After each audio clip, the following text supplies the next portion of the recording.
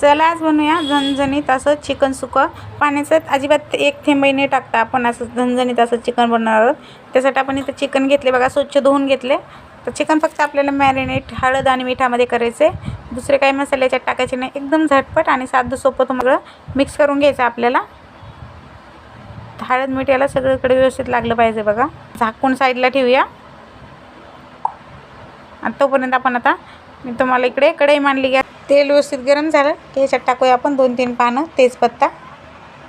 आता इकडे मी हे वाटण बनवून घेतले, ते वाटण दाखवलं नाही तुम्हाला, मी भरपूर व्हिडिओमध्ये दाखवलेलं आहे कच्चं वाटण.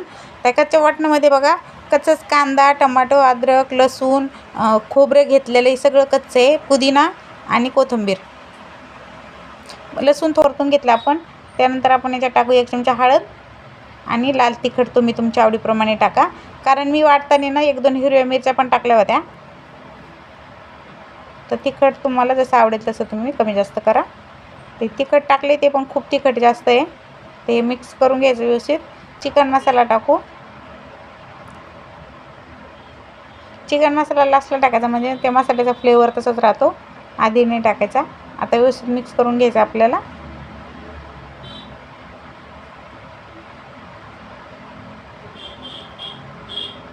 त्यानंतर आपण जे मॅरिनेट करून ठेवलेलं चिकन होतं ते टाकायचे.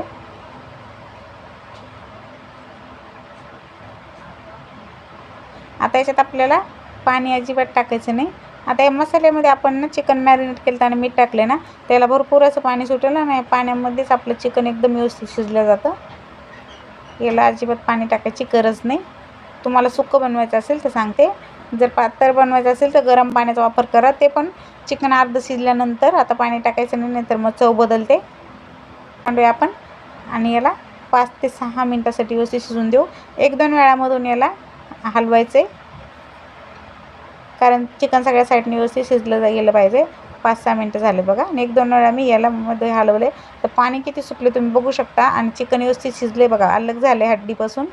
एकदम मस्त असं काळं चिकन आपलं तयार झालंय.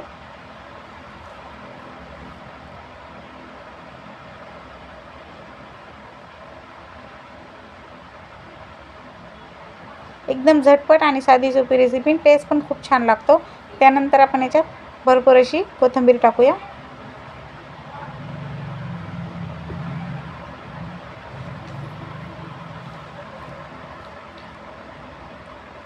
तर तुम्हाला आवडलं का माझं हे झणझणीत आणि झटपट असं चिकन सुक्कं? व्हिडिओ आवडला असेल तर लाईक करा, शेअर करा, सबस्क्राईब करायला विसरू नका. धन्यवाद.